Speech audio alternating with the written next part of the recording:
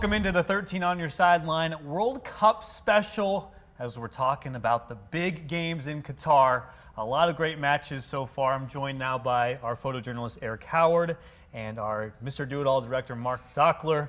A lot of great matches so far, just a few days into it. We're recording early ahead of the Thanksgiving holiday, just so everyone is aware. But we got to start with USA. They had the draw with Wales. It seemed like a match that the Americans really had, and they just lost it late. Or what were your guys' takeaways from that game?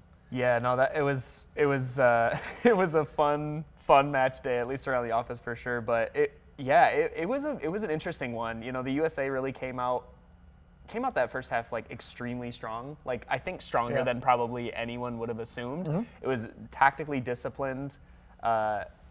Decent chances in the final third, somewhat weak in some crosses and such like that, but also just a strong, competent defense. Wales just necessarily, it was part of the game plan to sit in and kind of soak up the pressure, but they didn't seem to have the outlet. The US really seemed to have that controlled.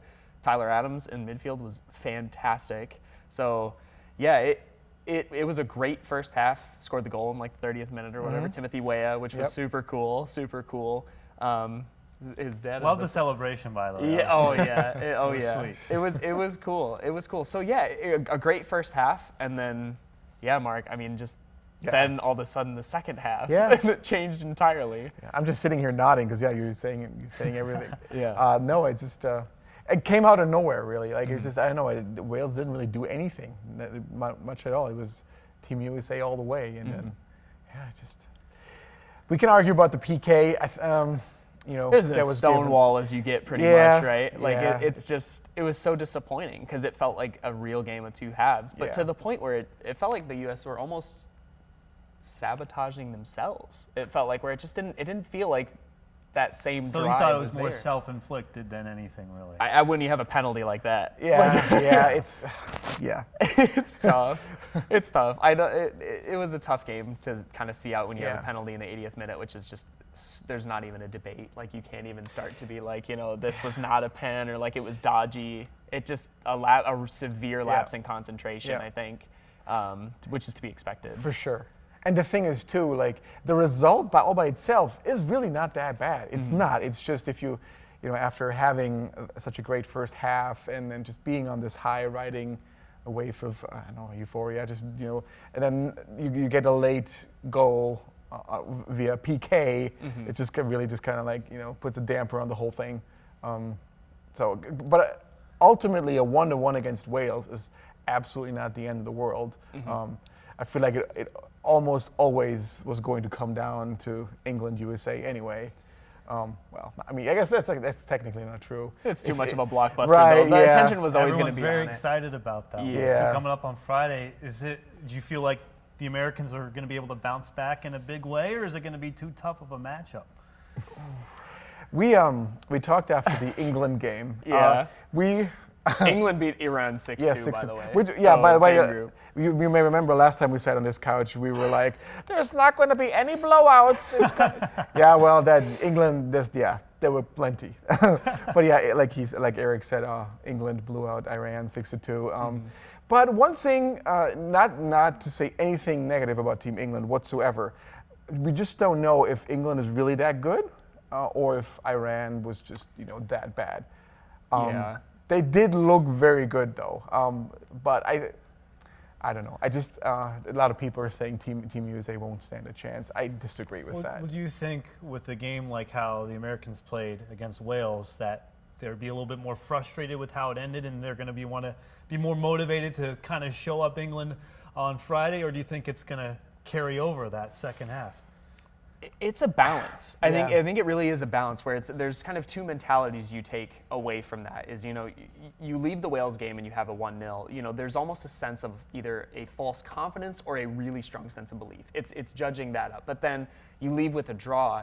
And I personally was disappointed a little bit with the reaction from some of the Americans just in terms of the refereeing decisions. I thought that there were some questions asked of the refereeing decisions, but I just don't think it was enough. When you concede on a stonewall penalty like that, it's just you have to accept that and kind of go on. So it's one of those things where they need to go into that not feeling like they're hard done by or feeling like, that the odds are against them. It's supposed to be, it's a big moment for them to continue to prove themselves. So instead, it does give them more motivation that, we really need to go out and put our best foot forward rather than kind of riding that euphoria, a sense of high. And, with what Mark was saying too is, Iran, it's a 6-2, but they are currently shrouded in probably the biggest, one of the biggest controversies besides Qatar at the World Cup with their own human rights issues. Absolutely. And, no players singing the national anthem when they go out. And I believe the coach I think did come out and say that there were just some younger players on the team that were very, very afraid of kind of that statement, that political statement in through there. So there's an argument to be made that, they just might not be up for it. And, you get an England team that's young, talented, ready to go. Absolutely. They still got 2 goals, which, if that's them at the bottom, that's something. But, it's difficult. So I think for the U.S. to go against England, it needs to be that mentality that, this isn't a do or die, so don't throw the kitchen sink at it. Gotcha. But also, it's an important matchup, and this is one that really shapes, the definition of the cup. So, what do you think about first half USA versus the England team that you saw? First half USA versus USA, that England team. Oh man, that's such. I think first half against that England team. I don't know if it's a win, but I think then it puts it in a real 50-50. Like I think that dynamic doesn't shift as much because it was just super mature from the U.S. Like I think even if it's that first half throughout, I think they could wager a draw. I wasn't 100% convinced on the attacking talent. There were many moments that there were 4-on-3s and 3s-on-2s, and the final pass just wasn't there. Yeah. I don't know if that's down to the system or if that's just down to individual player decisions, but I'm a little worried on the clinical aspect of that. But that first half, I think you get a draw. So the score prediction before we move on, we're saying draw.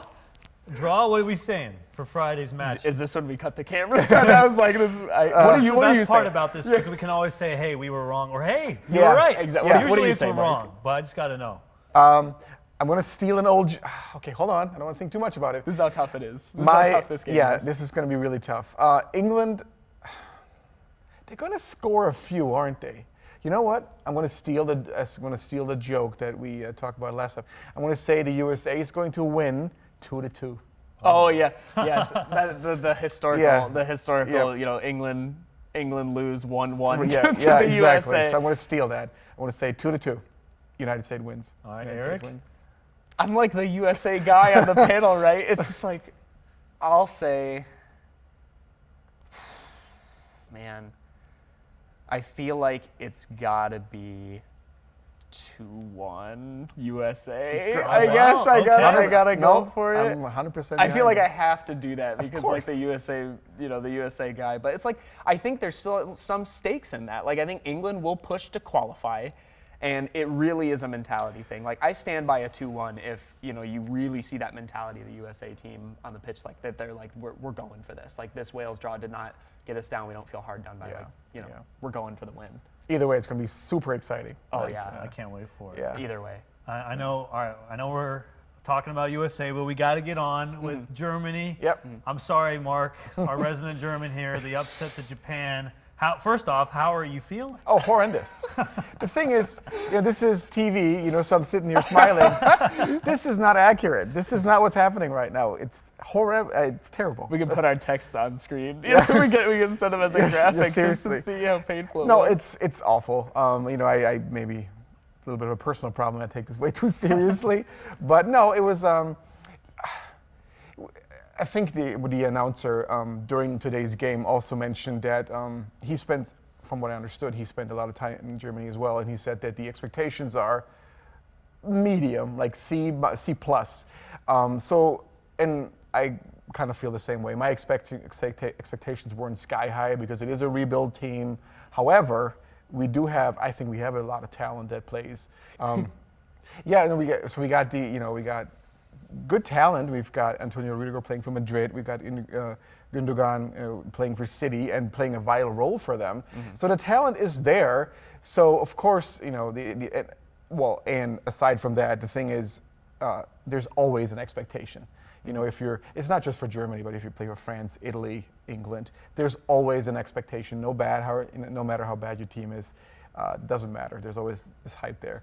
They pretty much dominated the game. I think it was like 78% possession. Yeah, in the first half. Possession. Yeah, and Japan 0 shots on target. 0 shots on goal. Yep. So that was. So does that make you feel a little bit better at least? No. Not at all. I was gonna say those stats mean nothing when you lose. You Exactly. know what I mean? That's the World Cup, though. You know, like it doesn't matter. And ultimately, you know, if. But do you feel like they have a good chance to make it out of their 0? group? No, that's not true. I'm being way too. I was gonna say. I think it's the German in me, like everything's negative. Yeah. But no, there's a very small chance, and that's because of how Spain played, which I'm sure we'll talk about it here in a second. But no, sorry, to come back to your question. I didn't go into this World Cup with very high expectations, nor with the best feeling. They played a great qualifier, but if you take a look at the last few results, we barely beat Oman. So I hope that's how you say it. I apologize. Oman won the zip. We squandered a two-zip lead to England. We lost to Hungary. So the last few games that we played, you could already kind of see the writing on the wall, that it wasn't, you know, going to be all great. But again, still, I'm very, very disappointed. When the game was over, I was as I was done crying for 7 hours, I hoped that maybe Spain wouldn't be all that great and we would have a chance, because we traditionally don't do really well against Spain. Yeah, but then, you know, the Spain game did happen, and that kind of made it worse because Spain played it absolutely wonderful and dominant football. Yeah, Let's get into that real quick. So Spain beat Costa Rica 7-0. It's only the second time in World Cup history since 1966 that a team was held without a shot. Yeah. So how dominant were the Spaniards? I mean, very. Yeah, it's very, but it's kind of one of those things where you expected like a 3 or 4-0, but to go 7. Just because it's Costa Rica, it's like, hey, it's not as impressive, or is it still? Well, we were just literally talking outside that Costa Rica used to be a force. Yeah. They used to be a force to be reckoned with a fairy tale season in 2014 and such. In the World Cup, and so it's like they were talented. Yeah, absolutely. And not to say that they're still not talented, but I don't think they had any. They didn't have the greatest chances going in, but I think that kind of a result is pretty much a killer. Yeah. I mean, that pretty much puts Costa Rica out. Because even that goal differential, how do you make that up? I don't think I could. Got to win the next game 7-0, 7-0. Exactly. Right. I don't see that happening. Yeah, easy does it. Yeah, I know. I personally had a question, if you don't mind, Mark. Yeah, go ahead. To just talk about Germany real quick, because you mentioned Gundogan, and Gundogan was a big point, I thought, in the game. The system seems to really adhere to its players. Like, the system they play seems to really involve everyone in their positions that they want to be. Because Gundogan was very forward, playing in that double pivot. He started with Kimmich, right? Yep. In that double pivot. Yep. He was getting forward a lot, which in City's position, he plays a little further. So, like, because we had some talks about this, but what do you boil that down to? Just in terms that even systematically it appears right. First half feels right. Is it a mentality thing? Is it just an execution? What? I wish I had an answer, because I was thinking about that too a lot. I really like our coach. Hansi Flick. He's doing a great job. I think he's doing a great job. I think he clearly had a lot of success with Bayern. Now the argument could be made that any coach can have a great season with Bayern Munich. But he won the Champions League with them, which Pep Guardiola couldn't do with them. So I really do think he's a good coach. The team is absolutely on paper good enough to get out of the group stages. Gosh, I wish I knew. I know what's going on. The last 15, 20 minutes, it's like they just didn't even. It was a completely different team. So I guess, long story to answer your question, long way around, has to be a mentality thing. Has to. Because I would imagine they're definitely fit enough, they're conditioned well enough to last 90 minutes. So it has to be a mentality thing. Now, maybe they feel the pressure from having had such a bad 2018 World Cup that they're like, this can't happen again. But yeah, I wish I knew. Yeah, it just feels like when it came to Japan, I don't know if it was a mentality thing that they just either underestimated Japan or just felt the system was working, got that false sense of confidence in the first half, kind of like the Honestly, U.S. As probably. well, where you know the U.S.'s first half we were just championing that, but I mean Germany had the best half of any. You know, obviously 1-0 from a penalty, but it's like from the chance creation to the possession. So it's just like, do you just go into that second half thinking it's more of the same, and that's not in Japan's plans? I think you have a great point because they had chances after chances, which by the way I don't remember his name, but the Japanese goalkeeper was phenomenal. Some of the saves he made. Besides the penalty, of course. Well, yeah, he did have like 8 saves in a row. Right. He played a wonderful game. But yeah, I think they just got a little. Maybe they just thought that we keep having chances after chance after chance. One of them's got to go in, and then they just kind of stopped defending there for 20 minutes. And you lose to. Yeah. So here's hoping Germany just bounces back, gives you a little bit more life for the World Cup. I hope they do for your sake. I think it'd be. I like seeing you smile. Me as well. I think they will. I feel like I have to put a wager on the table if Germany somehow beats Spain. I don't know, got to paint my face or something. I don't know. All right, then, well, you heard it here first. Yeah, well. Next time, if Germany beats Spain, Mark's gonna have face paint on. That's the deal breaker. So that's what's gonna happen. Okay. Well. Yeah. Well. Say all my bets I made off camera. So you made the biggest mistake. I didn't say anything. You mentioned to me last time. Oh, I'm going to say this on camera, and then you didn't. Yeah, exactly. Because I know what that means, Mark. I was like, that's the case. Well, I'll make it better for you. If US beats England and Germany beats Spain, I'll go half. I'll go half. We'll do a half thing. Okay. So, all right, I'm really looking forward to next week's episode. All right, so we got to transition to another upset now. Obviously, Saudi Arabia upsetting Argentina. We got to see Messi score in the World Cup, which is his last World Cup. Yep. Which is great to see him score, but it's very surprising to see Argentina fall to Saudi Arabia. Yeah, I mean, I don't know. I can at least start it, because it's like, how do you start it? It was just Saudi Arabia wanted it more. They just wanted it more. There was just something about that. It's that magic, man. Yeah. They played. They didn't just. This didn't come out of nowhere. They played very aggressively. Everybody talks about how Argentina scored 4 or 5 goals that were disallowed by VAR. Yep. But that's because Saudi Arabia defensively played such a high line against Argentina. Yeah, none of those offsides were wrong. There was that one that was debatable with the shoulder. Yeah, that sure, right. But that, I mean, it's not like blatantly. Yeah. It's very much skirting the line. But no, they went for it. Being that aggressive against Argentina. They didn't just build a wall and just focus on defending. I thought. Yeah, because we've talked before. I mean, even previewing this for camera's sake, we thought this was a done deal for sure. Argentina. I feel like most. Oh did. yeah, absolutely. But we're seeing a lot of teams in this World Cup that if they're coming in as underdogs or if they're coming in kind of risking it all for the points. It's a very deep lying system that soaks in pressure, tries to hit on the counter, and that's kind of what you'd expect from Saudi Arabia to Argentina. They had a horrible time in Russia. Yep. I feel like it was maybe 0 points or 1. I remember they got 5-0 on the opening day, and I feel like Egypt might have been in that group or something, and they got a point against Egypt or something like that. But they had a horrible time in Russia. So the assumption would be that sit deep, soak up the pressure. You got Messi on the ball. Don't you dare even try to challenge that. But to come out with a high line, aggressive, pressing that back line. Absolutely. It was. I don't want to say unheard of, but it was just like, you just were like, wow, I mean, that's a team that wants those points and is actually fighting for their position. I know you just said Argentina losing was just a huge surprise, but isn't that what makes the World Cup so special every 4 years? Absolutely.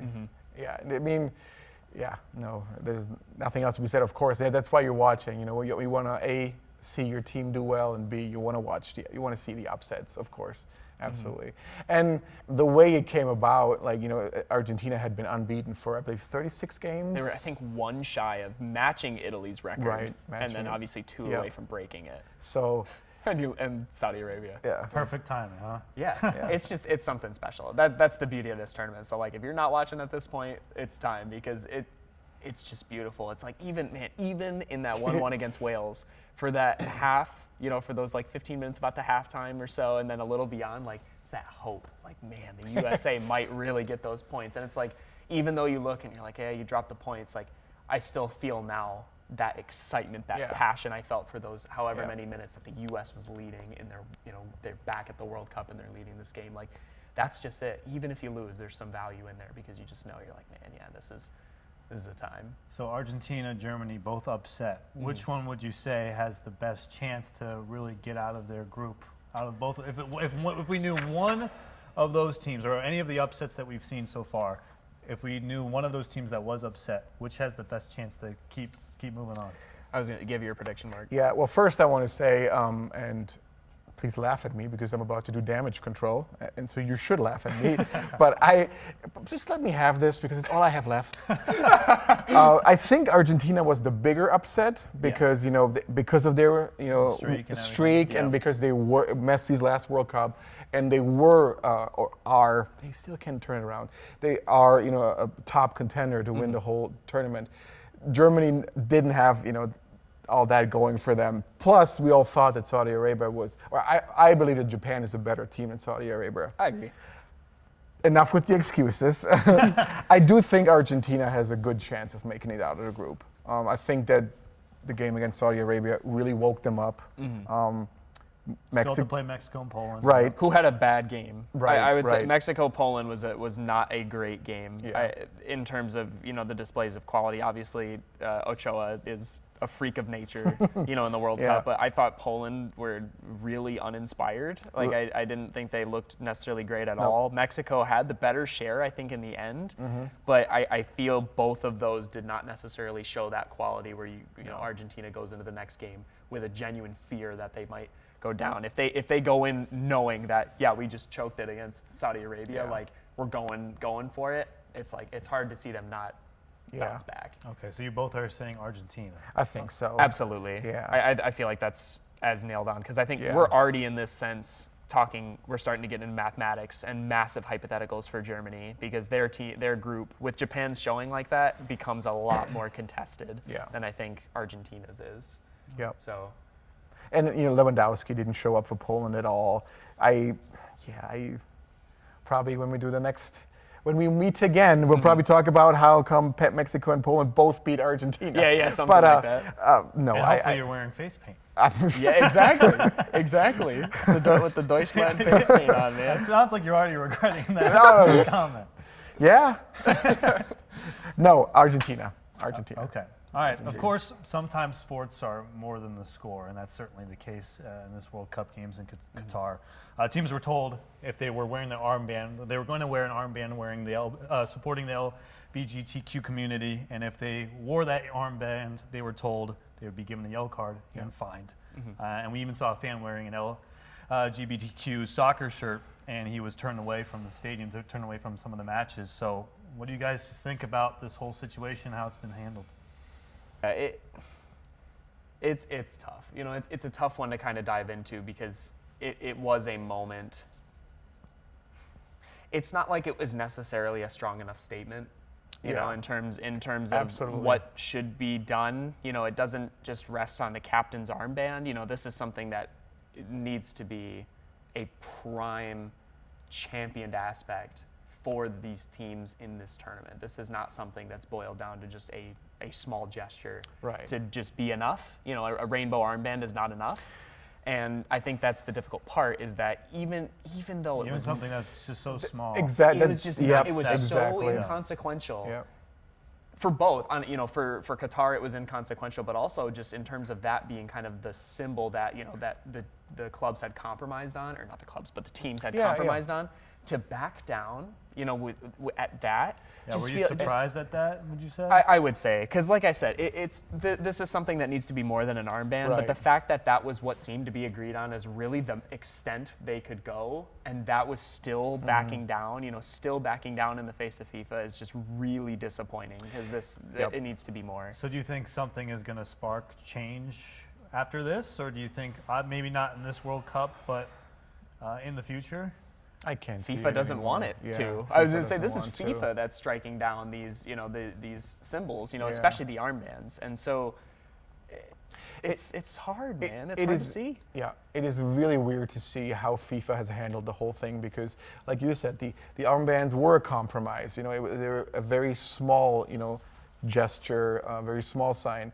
Not that these are in any way related, but the same with the beer, the beer sales, how an agreement was made, and then, last minute, nope, the agreement's off. And FIFA just didn't do anything. It's just strange. I feel like FIFA should have been more of a champion, but it's one of those problems too, where the development of the game in Qatar and such has constantly been reassuring to LGBTQ plus members that this would be a place that they could be safe and that all would be welcome. In the World Cup, you welcome everyone into your country, and it feels like it's just been backpedaling constantly, backwards, and so for such a small gesture to not be enough, and to not be enough that the federations, the football federations, wouldn't stick to their guns. Fines and sanctions. It's unfortunately it felt like one of those. I can't think of a good idea, but breaking the pressure, right, where you're pulling on both ends and you want to see who's going to let go first. Well, it's just, for me, it's weird to see because you see so many other sports around the world. In the NFL, you see signs on the helmets, you see them on the cleats, you see them on the football fields now, you see them on basketball player sneakers, you see them all the time. I know the NBA always likes to speak up for social justice and all that kind of stuff. So it is just surprising to see that there's still. Obviously, it's a different part of the world, so it's just a completely different culture, different everything. So it's just different, because it's been so one-sided. I feel like in the United States, where everyone's trying to spark change and everything. And we're just speaking our minds, but obviously, please don't believe us. You don't have to believe us. Believe whatever you want to believe. I was going to say you don't even have to listen to us, but there's plenty of documentation, documentaries. And that's one thing you were talking about. I was just going to say, in terms of this event, this is us speaking our minds, but you mentioned a really good point that it's a country that is not our own. So, it is a culture that is not our own, that is not understood or, not necessarily taught as our own. So while we can give our opinions, it is not the end all, it is not the definitive statement. And so in terms of, watching at home, there are lots of materials in terms of, if you want the most accessible, Netflix just released a new documentary just before the start of the World Cup called FIFA Uncovered.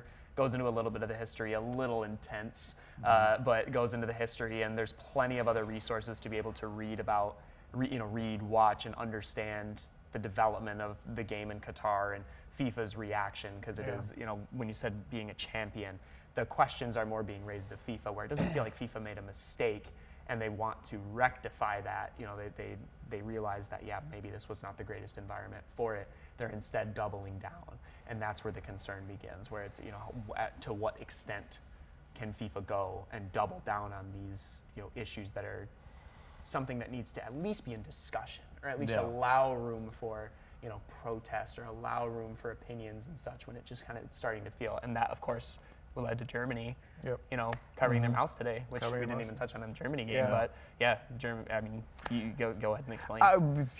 Just in case you haven't seen it, but when the team picture was taken, the entirety of the German team covered their mouths, which obviously, my interpretation is that this wasn't necessarily directed at Qatar, or it was more so directed at FIFA, as in they were trying to silence them because FIFA was telling them to, no, you can't wear the armband and all that. So they're trying to take their voice away. But it just I don't know. It wasn't shown on TV, first of all, and then it sparked more outrage on the Qatari side. Which, ultimately, please everybody do your homework if you're interested in this. But if you want to spend some time on this, but you can enjoy the sport absolutely while also being very conscious of what is occurring within it. This is still a tournament that we are enjoying watching and loving the prospect and such. But this is also an important call, I think, for everybody to be able to take a step back and actually recognize kind of the geopolitical nature of sports in general. Not even just in soccer. I mean, it's everywhere. So, do some research, take a look into the process, and we're just sitting on the couch getting our. Yeah, exactly. Good stuff, guys. Before we wrap up, anything else that we want to hit on? I know one thing that I thought was very interesting, Canada playing in its first World Cup, 36 years. Very exciting for the Canadians, although they did lose today 1-0 to Belgium. But anything else that we want to talk about? They played well, too. They played well. Unfortunately, game. they missed the penalty, but they played well. You know, who else is in their group? I can't remember at the top of my head. Morocco and Croatia, who had a horrible game. Yes, Croatia was probably the worst game of the World Cup. I would agree. Love Luka Modric. Maybe he's just getting a little too old. It's easy for me to say now that he had had a bad game, but still respect him, and I think he still can turn it around and with his team. But was not a good game. Yeah, I should also say too. I mean, when you're talking worst games as well, Qatar, the host nation, got 2-0. They were played off the park against Ecuador, so they will potentially not do too good. But in terms of the actual stakes of a game and the actual quality on both sides, Morocco Croatia was poor. It was poor. So I think they do have a decent chance. I think still to kind of keep going. Belgium obviously getting 3 is a little harsh.